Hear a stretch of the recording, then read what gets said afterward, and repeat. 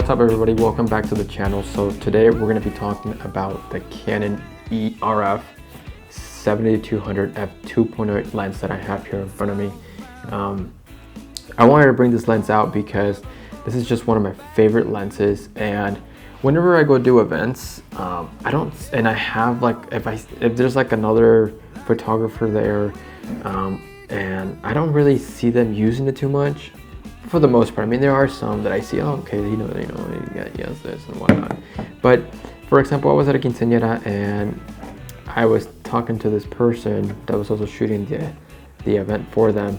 I was doing video, and they were doing photo, and they didn't have this lens. So it kind of, it made me kind of have this idea of like, oh, maybe I should do a video about this, because I kind of wanted to explain why I use it. So right now we're just going to be focusing on the event side, not the portrait side of things. We're going to start with the event side. Why do I bring this with me?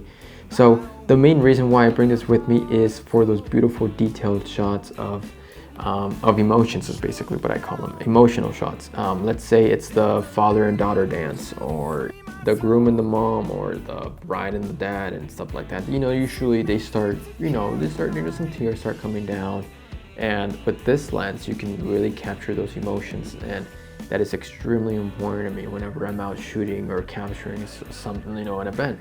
And to have this in your bag, or to be able to capture those shots is extremely important, and it's gonna give you that extra little pop to your pictures. Because yeah, with the 51.2, you're gonna see that beautiful bouquet in the bag, but you're not gonna be able to really close up to those details.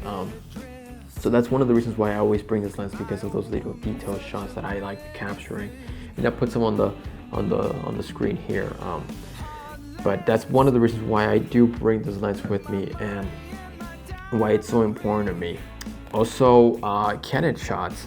You don't have to be really close to the bride or to the quinceañera whenever they're walking around greeting people, hugging them. Oh, thank you for coming. Oh, I haven't seen you in so long. Oh, and they start hugging and whatnot. You don't want to be right next to them. So I keep my distance, and then just with this, just kind of sniper them off, if you know what I mean. I probably shouldn't say that, but yeah, I basically just following them with, I'm just following them from a distance, and I'm able to capture those emotions with this, because I don't have to be so close to them. And people tend to get kind of weirded out, like, oh, like, why is this guy right in front of me taking pictures there? Come on. It could kind of get a little bit old if you're just following right next to them all day. So that's not something I don't like doing. So I bring this with me, kind of just follow them from afar, and that's one thing. So yeah, and also, like, let's say there's you go to a church during the ceremony, and the church is very long, very big. With 24 to 70. You're not gonna be capturing those beautiful, kissing shots. Whenever the bride and groom kiss, and you don't have one of these, and it's a long church, yeah, you can get a full body shot maybe, but I mean, you're not gonna capture much without one of these. It's just something that you need to have, honestly. As a professional photographer, I think this is a must if you want to capture those beautiful details. I also bring this when I'm doing video. So my setup for video is, it's a 3-camera system. Let's say a quinceañera. I for the most part do quinceañeras. That's my expertise sort of thing. I do like 80% quinceañeras, 20% weddings. I do weddings as well. Like, I'm not saying that I don't, but for the most part, I am shooting quinceañeras, 8 times out of 10. So my setup for this, whenever I'm doing video, is I have a wide in the front of the church. I'm talking about the ceremony right now. A wide in front of the church, a wide on the gimbal, and also a 70-200 in the very back of the church. So that's basically what I like doing, and that's why I also bring this when I do video, because let's say somebody goes up to the altar and they start talking. I like to follow them with this lens in the back of the church. So I'm not panning left and right in the front of the camera, in the camera that's up front. I'm not panning left and right, left and right, left and right. It's not too much. It's too much movement for me. So I like capturing them from the back of the church with one of these. And this gives me the flexibility to zoom in and really lock them in, you know what I mean? Like, okay, this guy's walking all the way over here. Just while I'm panning, I'm zooming in a little bit, and it just looks beautiful. And the autofocus on this thing is beautiful. I've never struggled much with it kind of focus breathing or anything like that. It definitely gets the job done, and it should, because it's not like I said, it's not a cheap lens. It's a very, very expensive lens, and it took a long time for me to decide, like, okay, is this really something that I want to drop, like, what is it, $3,000 on? I mean, it's not, not anybody has fucking $3,000 laying around. So yeah, something you want to think about, and it's just a tool. It's, at the end of the day, it's a tool, and it just makes your job, it makes your job easier. It makes your work look more professional, and it's just something that I think everybody should be having. And if you're doing events, especially, you gotta have one of these to capture those little details, to be able to record on the camera in the back of the church, that three camera system. It's just, I mean, for me, it just works. That's what I always bring: 3 cameras. It's the Canon C70 in the front, the Canon R5C in the back with the 7200, and the Canon R5 on a gimbal with the 15 and 35.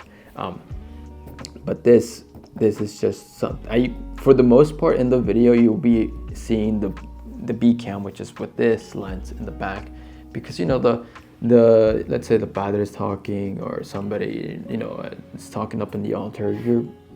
For the most part, this is what's capturing it, and it allows me to capture it because I do have the tool to capture it. So yeah, so now let's go ahead and talk about the portrait side of it. Whenever I do what I call is private sessions, when let's say a client hits me up, hi, I would like to get my maternity pictures done, or hi, I would like to have my daughter's quinceañera photos taken, I always bring this lens with me. And I just noticed there's a little scratch to it. Is that right? Oh no, just a little piece of lint or something, I don't know.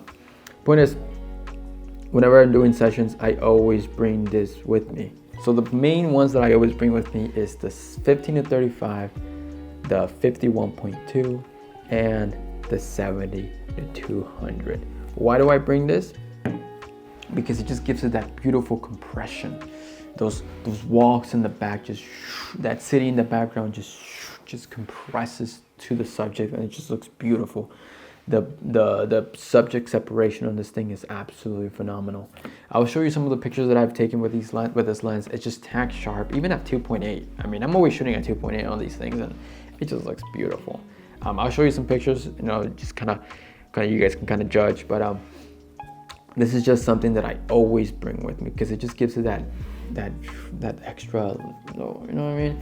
It's not, I mean, it is one of my favorite lenses, but it's not my favorite. I still have some other ones, that I can also make a different video about, but this is just something that I have to bring with me to my private sessions.